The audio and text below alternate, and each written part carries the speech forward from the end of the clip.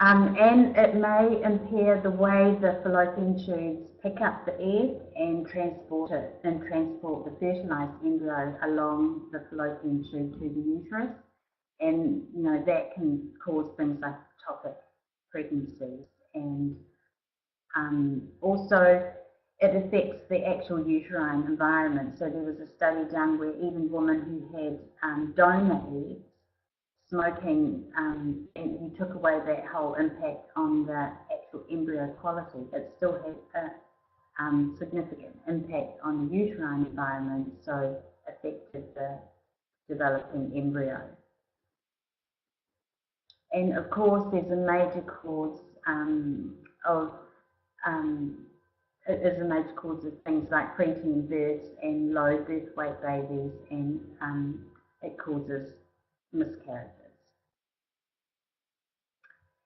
And women who smoke are ineligible for public funded treatment. They need to stop smoking for at least 3 months prior to going into an IVF cycle. And smoking, of course, brings us, as it is considered a toxin, an environmental toxin, it brings us to the whole area of environmental toxicity, and that is an area that was a big subject for me, and I think it's a very important area, an area that's having, as a clinician, I see it's an area that's having more and more impact on our fertility statistics and the health of our children. So I think it's really important to take time to identify environmental toxins in your work life and your home life, and try and limit the exposure to them. So just to look at some of them, even synthetic chemicals, heavy metals are considered environmental contaminants, and if they're around during those critical periods of development, and that's before conception and during pregnancy, it has potential effects on all aspects of health, reproductive health. We have about 100,000 synthetic chemicals available on the market, and every year we get 1,500 new chemicals produced. And in this country, of 80,000 chemicals used in this country, only 200 have been tested for safety. So we don't know the full picture and we haven't got the full understanding of how these may be affecting us on all our health. There was an amazing study done where they looked at 10 newborn babies and took some blood from their umbilical cord and actually tested the blood, and they found an alarming average of 287 chemicals, an average of 200 chemicals in each baby. And they were all sorts of things, from PCBs to heavy metals to fragrances and Teflon that we use in our cookware, and industrial chemicals, and even pesticides that, although banned 30 years ago, still persist in our environment and turn up in places such as this. And these chemicals can cause all sorts of issues, including infertility and hormone disruption and birth defects, etc. And taking one area of it and looking at it a bit closer, women on average use 12 personal care products per day, and when you look at the back of those products, you'll see a huge list of chemical names, and if you're using 12 of them, there's approximately 160 different chemical ingredients that we absorb through the skin every day in the form of shampoos and conditioners and moisturizers and lipsticks, deodorant, underarm deodorants, soaps, etc. So that's a lot of chemicals to be absorbed, and as we've seen, the developing embryo will get exposed to them too. So these are some of the more common environmental toxins. things like POPs, which are the persistent organic pollutants, which are things that don't break down in our environment, and in fact bioaccumulate and go through the food chain. And so it gets absorbed by our, it's found in the soil, so our fruit and vegetables take it up, and when we eat it, we get it. Our meat has had it, and things like, and our fish as well. So, and in fact, when you think about it, fetus is at the very end of the food chain, because it not only it also gets what we have absorbed from the food that we eat and the contaminants that we're exposed to. So they get it start at the very end of the food chain. So they're very vulnerable. So things like pesticides in our fruit and vegetables, phthalates and parabens, which are preservatives in our cosmetics and foods and found in plastics, etc.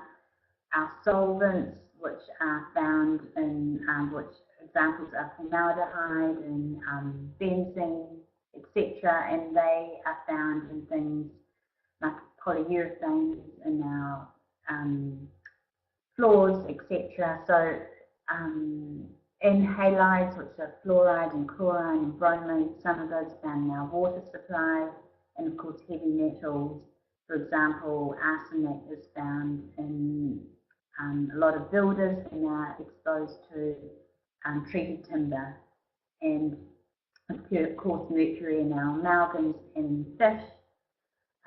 So I tell people to have a close look at what they might be exposed to, both in the work and home environment, and to avoid things like plastics, to not drink out of plastic water bottles, to not microwave in plastic containers, to avoid chemical, or look at their chemical cleaning products and try and find eco-friendly alternatives, to not use pesticides and insecticides, to look at not have Robocan in their homes pumping out every few minutes, and to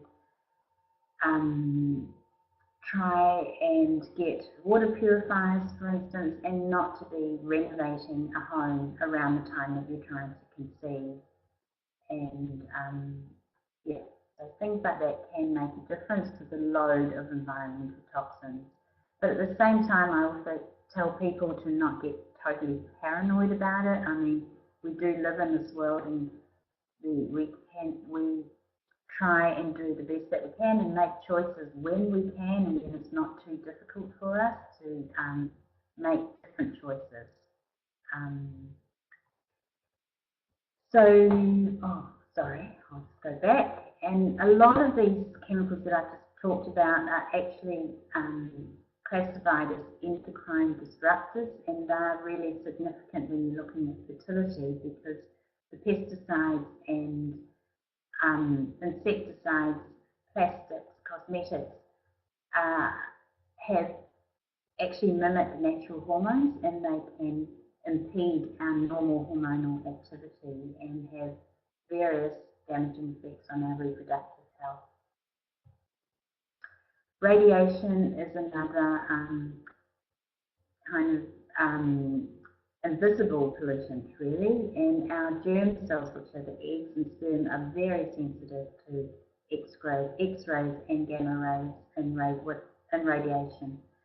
So as they're maturing and developing, they will be harmed by radiation. So there's a small study that shows that definitely men who carry cell phones in their hip pocket will have an impact on their sperm motility. So again, it's quite simple to try and carry cell phones away from the body, and not have your laptops on your lap, for instance, and to not have your phone chargers right by your bed every night. Things like that can make a difference. Stress is not classed as an environmental toxin, but it is an opportunity here. I have an opportunity here just to talk a little bit about stress. And of course, infertility is a major stress. So, and stress will affect just about every aspect of our physiology. There was a study of 373 women, and it showed that stressed women are actually half as likely to conceive in 12 months of trying. So it actually, in each month, they'll have 29% less likelihood of conception. So it's really important to take a note of that and look at your lifestyle and your work and your every aspect of your lifestyle, and just find that balance, get a really good work-life balance, and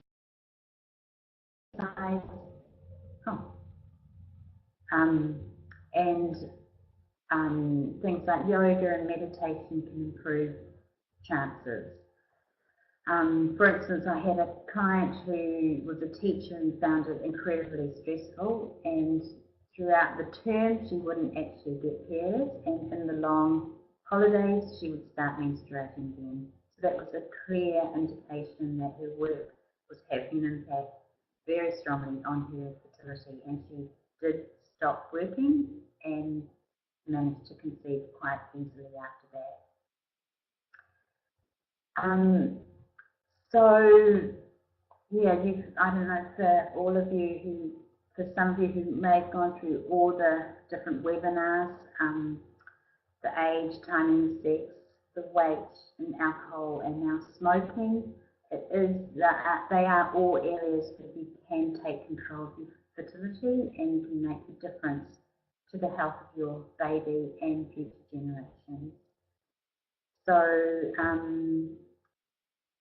thank you for joining the webinar tonight, and I'll just have a look at the questions. There's just one question tonight, and that is, Loula, what help is there out there with smoking cessation? So there are different organisations that can help you go through a stop smoking program, which covers kind of mind-body support, so giving you tools to stop smoking. There's a really good hypnosis program that if you can email me on lula@slingshot.co.nz. I can give you the details of that. This hypnotherapist has really good success rates with that. So, yes. Another question, I'd like to eat organic but can't afford it. And yes, I agree, organic is obviously the best thing to do, but not all of us can afford it, and it's not that accessible. So what I recommend people to do is to, if they can't eat organic, to buy their fruit and vegetables, bring them home and fill the basin with water and put a couple of tablespoons of white vinegar in the water and immerse your fruit and vegetables in that for a few minutes, and then rinse them out, and the white vinegar actually cuts through those pesticides. If you also go to a website called safefood.org.nz, you'll see a list of the 12 most, they're called the New Zealand Dirty Dozen, and the 12 most sprayed food, and you can at least avoid those and maybe buy those organic. So, yes. Okay, I think that's all. There's no more questions.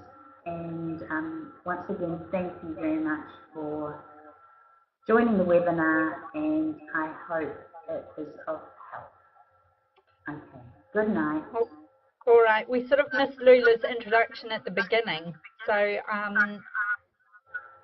Loula is Director of Motherwell Holistic Health and also an Executive Committee member of Fertility New Zealand. She's an expert in the area of preconception health, and she's written a lot of this the Fertility Week material. So she really is an expert in this area. So I'd just like to say thank you very much to Loula for tonight's webinar. Good night.